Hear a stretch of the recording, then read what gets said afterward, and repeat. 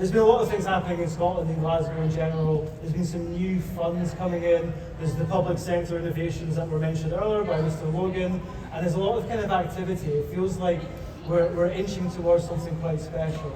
So my first question is, we'll go to you first, Catherine. You at Brunswick SciTech have made a big commitment to Glasgow. Could you tell us a little bit about what Brunswick do and what's going to be coming up in Glasgow? Thanks. So, Brunswick SciTech are the UK's largest property development company specialising in science and technology businesses. We're based in Leeds, Manchester, Birmingham, Liverpool, Alderley Park, Cambridge and Birmingham, and we've made the commitment to come into Scotland through our building, which we purchased, which is Met Tower. So most of you probably know Met Tower, and the big pink people make Glasgow. Yeah, people make Glasgow. Very iconic building, and what we do is we've got 1,100 customers across our property portfolio. But what we're looking to do is replicate that in Glasgow we lease out space, so we do serviced space and lease space, but we want to work with science and technology businesses and build an ecosystem, so connect in with the ecosystem that's already in Glasgow, but we help, through our innovation services, we help scale-ups, startups and big companies grow. And how we do that is through a programme of events and through building communities. But it's not just about building the community in the building, it's showcasing the customers that we have in those buildings out to that wider ecosystem, having a space to collaborate, so bringing everyone together under that one roof, having events there and sharing best practice and showcasing basically the great and the good of Glasgow. So that's in a nutshell what we're going to do, and we're really excited to be here. And I'm really passionate about Scotland. Obviously the Scottish accent gives it away, so it's great. I love the fact that we've got something in Scotland and I get to come home, so hopefully you'll see me here a little bit more. I love that. So the interesting thing about Glasgow is, up until recently, we've never had that nucleus, that community hub, that physical space where peer connectivity can mix with events and workshops and best practice can kind of cultivate organically. So, we're doing it at Eagle Labs on a much smaller scale across 3 floors at the moment. But this is kind of an idea to kind of set the conditions and engineer serendipity, right? You're going to have office space, you're going to have workshops and events. This is a place where people like Rich, the founders, can come and give best practice to people that are a bit further behind on the journey. Why Glasgow? Why not? I just think, my personal knowledge of Glasgow, so I worked in Glasgow for 5 years, and it's such a thriving city, and I think the people are just so friendly and open, very similar in the makeup that we have in Manchester and Leeds. It's that, the desire to help each other, and I think that's one of the main reasons I think we've come here. And obviously there is opportunity in Scotland, and we've made that commitment to Glasgow, and I really want to see it work, and I think it will. Nice, I like that optimism. This is the positive bit, we're going to get into the negative bit, so I'm going to stay with you on that.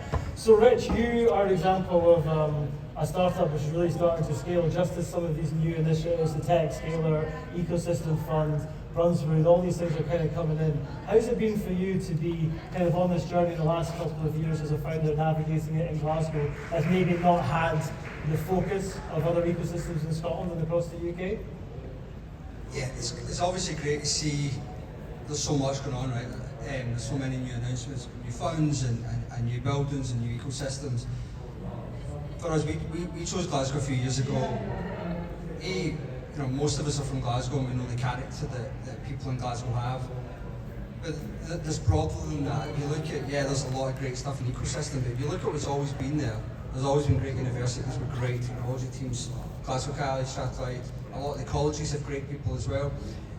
So you can tap into them really easily through the apprentice programs. We've done that to build our software developers. So the talent is there. But then if you look at potential customers, for any startup, you've got to think, who's going to pay for my service, right? Who's going to buy it? If you think about Glasgow alone, we sell to tech teams. You've got Morgan Stanley, you've got JP Morgan, you've got Barclays, you've got Greco, you've got global tech teams thousands and thousands of them in Glasgow.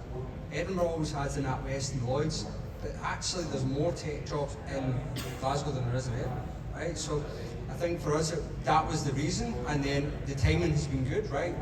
We've tried to shout about Glasgow as much as we can. We've tried to put it in the map by saying, hey, we are a Glasgow startup. We want to take Glasgow to the broader stage outside the UK, and yeah, obviously the timing is great, and it is good to see finally Glasgow kind of get this moment. I love that. We're going to talk more about the wider part of Scotland, but since we're in Glasgow and I represent Glasgow Eagle Labs, I do want to give it some love. So we've got Alistair here, who is a fine example. Alistair Gunn, aka Ali G, who puts the G in the OG of GCID, right? I've been working on that. He's a original gangster, an older generation of ecosystem building. That sounds a good club music, actually. You Get like that that? sorted. Well, we can wrap it later on in the after party. But Alistair, what have you been seeing with your focus now on the Innovation District in Glasgow as a whole in terms of ecosystem building and collaboration? So in the last couple of years, Glasgow's been going on such an amazing journey. I think, many of us involved in the ecosystem building spent all our time in Edinburgh, and so quite fortunate, and even Robin is involved in Edinburgh's ecosystem. And again, going back to that, what are those kind of catalysts that kind of help that? And it was something which was, I think it was Marcus had mentioned this in a post the other week, is that universities are actually quite crucial, and it's where, like in Edinburgh started off in Appleton Tower. We all met there, literally tech meetup, beer and pizzas, nothing else was created. And out the back of that, then kind of created Codebase, TechCube, and the other things. So the thing which, I guess, all of us are Glaswegians in the tech sector. We wanted to stop paying ScotRail the fee to travel through to Edinburgh every day. So, but no, it's seriously the sector in the city is really moving forward. And I think one of the things which we've done collectively with all the partners like Eagle Labs and Niver, we kind of started building out collaboratively from day one.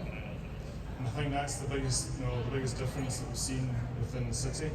And off the back of that, the likes of the City Council playing a major part in that as well, through its support, through stuff like Gavin's done through the Tech Users Department and also its grants. It's the only city that's got that. And one thing within it is we're all here to support everybody else. And I think that's that spirit of being a Glaswegian and being open and friendly is the bit that's kind of absolutely driving that kind of forward. Yeah, for sure. As someone who does the reverse trip, lives in Edinburgh but comes through to Glasgow, I'm actually amazed by the amount of support that there is from the public sector, the council and the government being pumped into Glasgow to kind of get it to that tipping point that Edinburgh's had as a kind of peer-to-peer community. Rob, I want to come to you because you're in the same boat as me as an East Coast dweller. What does egoless collaboration mean to you in a thriving ecosystem? That feels like a real set question, doesn't it? But it's quite organic. As you can tell from my accent, I'm from a different East Coast originally. But what is an egoless? Egoless collaboration. What does it mean in a thriving ecosystem? What can we do to set that standard here? Not take credit for stuff, I guess.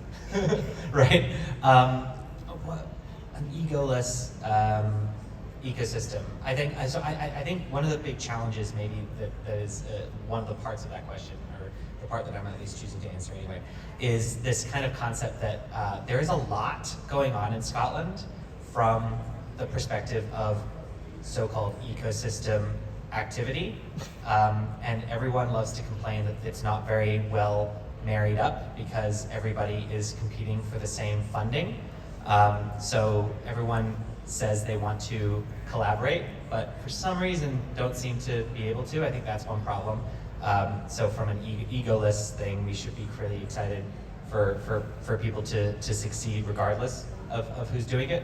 I also think there is not to get negative, but I think there's also a problem with the large number of organizations or initiatives that are based around knowledge that is either out of date or unhelpful.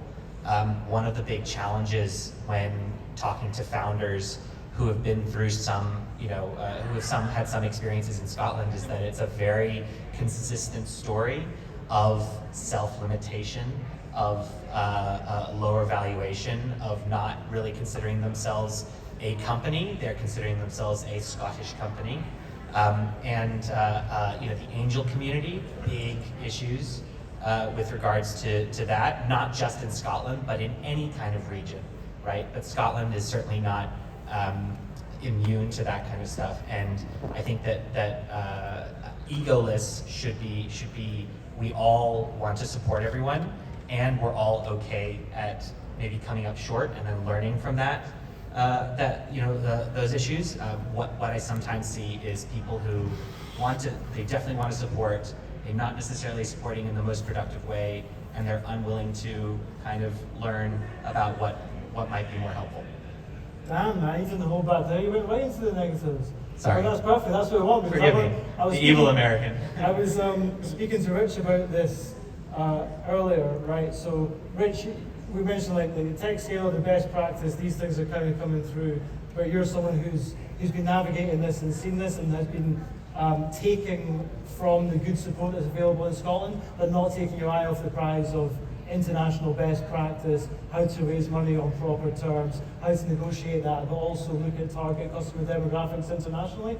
How have you kind of managed that balance as a Scottish founder? So I'm going to get negative now, Rob. Wonderfully. So look, I think when we talk about we can get cautious at the thing about like ecosystems and everything else. As a founder though, and as a founding team, and as a company, you need to be bloody selfish, right? So the ecosystem's great, right? Most startups shouldn't really care about the ecosystem, right? Because initially your job is to try and build a product and try and make money and try and then create jobs, right? So if you spend all your time just going from every single grant and every single thing, you're going to fail, right? Because you're going to spend all of your time applying to stuff, pitching at stuff. Not to say you shouldn't be doing that, but you've got to pick your battles, right? So the way we focused is, what do we want to do, right? We want to grow our footprint throughout the UK and the US market, right? So how are we going to do that? Where are we going to get support to do that? Where can we get support? So there are great things. So first of all, you need to think about, do we need money? Do we need PR? Do we need training? Do we need support? And it's trying to educate yourself, and it's not easy, but it's trying to educate yourself about, right, who can I go to and who?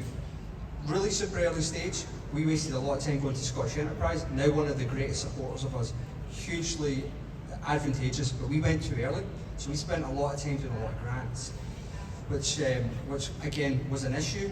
Now we're kind of scaling up. Scottish Enterprise are great, right? So it's just about being able to find that balance and that time. You know, the funding ecosystem gets, again, a lot of bashing.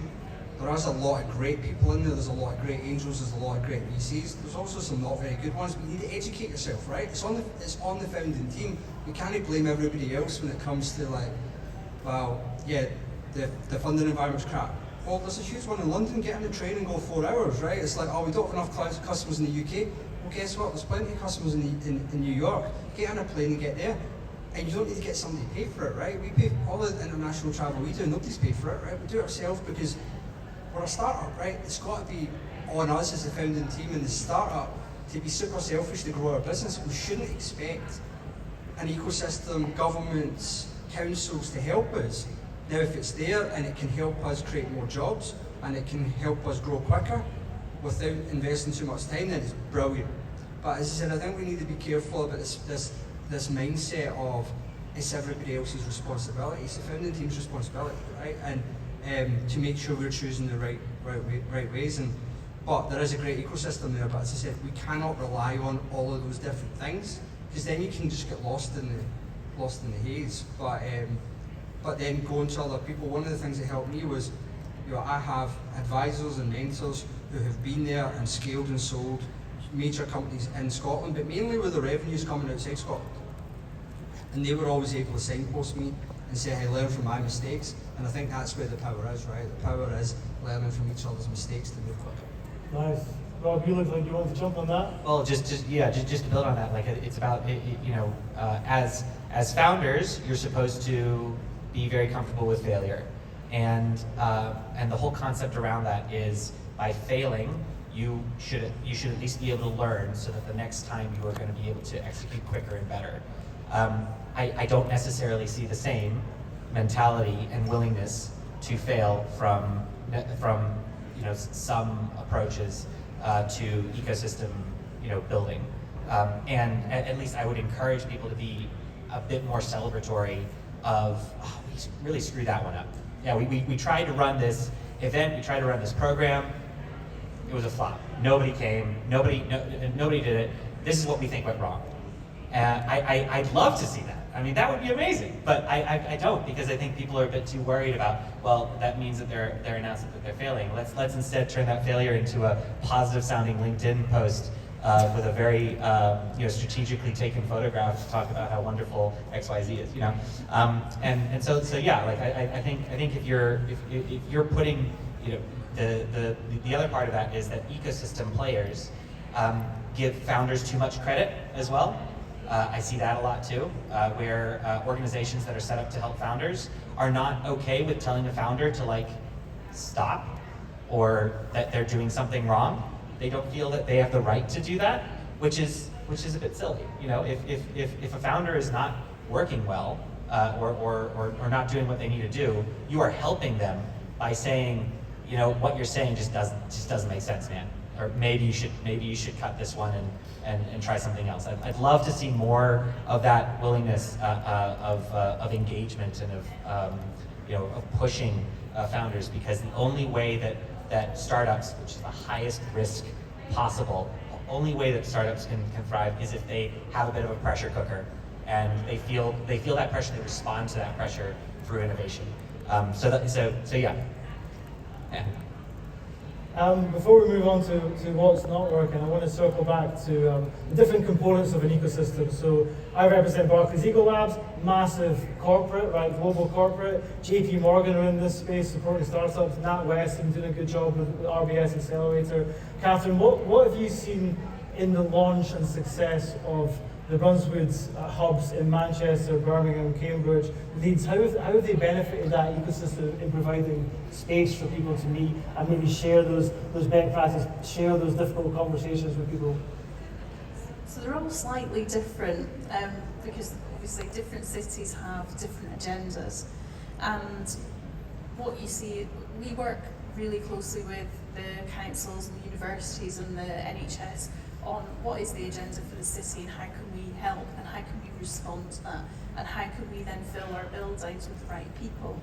And what I'm just going to touch on one of the things that you've said around failing and learning from each other. There's been some really, really good events that have been run by a VC, and it's called Founder Fuck Ups. And that is one of the most well-attended events, and they do it across all the cities. And I think we've taken some of that and used that in our spaces to do intimate, I would say intimate, there's maybe 16 people in the room, founders or people on tech journeys, and we're encouraging people to share those stories or ask for help. And to that point around, this is the trajectory I'm on, does it feel right, and have that challenge.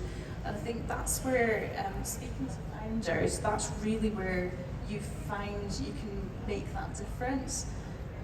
We don't know the answers all the time, we're facilitators, and I think that's really, really important to recognise as ecosystem builders. We don't know all the answers, but we can facilitate, hopefully get you to the place that you want to be quicker and fast. But that whole point around the differences between each city, really, that's why we need to connect with people now to understand what do Glasgow needs, so that we can make sure that we're putting the right things in place and that we're learning quick as well and learn from other people's mistakes. For sure. I'm going to do a cheap plug now for one of the services of Ecolabs, because I think maybe Glasgow is a good example of, because there's not been that peer space, people are maybe less comfortable with being vulnerable about the challenges that they're having, or having those frank conversations, because everyone's trying to fake it till they make it, right? We're all just trying to wing life in general. The best service that I've seen in my 9+ years of supporting startups and working within startups is the Eagle Labs roster of mentors. These are people that are ex-founders, exited investors, people that have built the products, people that kick the tires of the tech, and they'll straight up tell you it's not going to work, right? And they get paid to do it, so they've got to do it properly. They wrap a good bit of structure around it, and it really kind of it puts a bit of process and formality and accountability around the bit of, oh, you should speak to Rob about this, or you should speak to Alice about this. They're not going to be like, I'm really sorry, this is not going to work over a coffee. But if their job is to be a mentor, we will do it. So anyone in the room that wants that advice and that access to that nationwide and international roster, please speak to me, because it is by far the best resource to fail quick or to accelerate something that you really need support with. So I've done my job. Eagle Labs, if you're listening, they are listening. Let's talk about maybe something we could do better. So we've touched on some of those things. Rob, you set up via Campfire a service called Co-Founder Curious, right? Could you tell us about what you were seeing in your work, speaking with early stage startups that instigated this idea of a kind of matchmaking marketplace? Basically, yeah, I saw that YC has a co-founder matching tool. I'm on it. I thought it was great, and I thought, you know what, it might be nice to have something that just focuses just for people who are based in a similar geographic context. So literally it's just trying to get out of the way and connect people. So you can go to cc.campfire.scot and just fill in a little bit of information, talks a little bit about the companies, the ideas that you're wanting to build, and then have a list of other people who have done the same thing. So it's just like little things that try and get out of the way. And I think just to go on to what's working, so that I'm not super negative. Whenever there is an initiative, whether it's a government initiative or funding initiative, that gets out of the way, that helps people connect in a targeted way and gets out of the way, it's usually well spent, and it's not super high effort. So two kind of examples. I think and this is my bias here, I'm definitely biased here, but I think the Scottish Government Growth Venture Scheme, whatever, where they've allocated state money, but they're giving it to private VCs to deploy. That's getting out of the way, getting people who are professionals at doing that, not giving them an agenda, and just doing what they do. I think that is a really good example. The stuff that the TechScaler program does with enabling people to speak with mentors and pay those, not mentors, I think it was a mentor program, but they pay those mentors so that you can actually have high value people that are taking time out. These are people who have actually built things. They are not businessmen, like business advisor is not their job title. That kind of stuff. You're enabling people to get high quality, actionable advice. You're paying them, and you're getting yourself out of the way. So those kinds of initiatives are great. They're fantastic. For sure, that's the shift I've seen personally in the last couple of years, where instead of being very prescriptive or giving out grants, it's more putting the power into people that are at the coalface, that actually have the means to do it, and that's quite a seismic shift from previous public sector initiatives. Also, have you got anything to say about what you think of the role of the public sector as one component of the ecosystem, given that you're kind of dabbling between that and academia with GCID? So, certainly the public sector, we're quite fortunate that we do have them there to be able to pump prime some of these kind of programs. So one of the things which I'm fortunate to be able to see through my connection through Barclays is to actually look at what all the other ecosystems across the rest of the UK. And so being fortunate to actually delve into what's happening in Wales, what's happening in Cambridge, what's happening in Manchester. And the one thing that, whether it's right or wrong, but we actually have a very, very strong supporter up here, and in some ways Scotland's kind of ecosystem is quite mature for support, maybe too much support, but so that's good from that perspective. But coming back to that kind of aspect of folks saying, they're there to kind of kick something off, and then kind of let it kind of grow itself. And I think that's certainly something which is happening within the city, certainly within Glasgow, is that, there's that kind of support there, but in some ways it's then immediately given it to the people who are on the ground and working with the companies, and that's what I'm seeing very much more so now is that Glasgow, very fastly the community are actually taking control and are doing it themselves. So like for instance the Glasgow Tech Meetup started off student union, it's now over at the north of Glasgow, 100 people, and also the other difference within that is the private sector are now behind it. And it's one of the things which, certainly from our perspective, the programme we're doing is about trying to bring more of that private sector involved, because we need to get them involved. I mean, at the end of the day, it's like, so that's where we shouldn't rely upon the public sector. We should actually be self-sufficient, self-sustaining, and growing that. So that's I would say that's a work in progress. But we've been quite surprised by even chapping on doors and going, look, we'd like to support this, we'd like to be involved. And here, lo and behold, the private sector are getting involved more. There's certainly a lot more that we could do. I think this is giving back, for a community to kind of to evolve and develop. Then that kind of giving back, that mentorship bit is a key indicator that's changed. I mean, we go back 10 years ago, 15 years ago.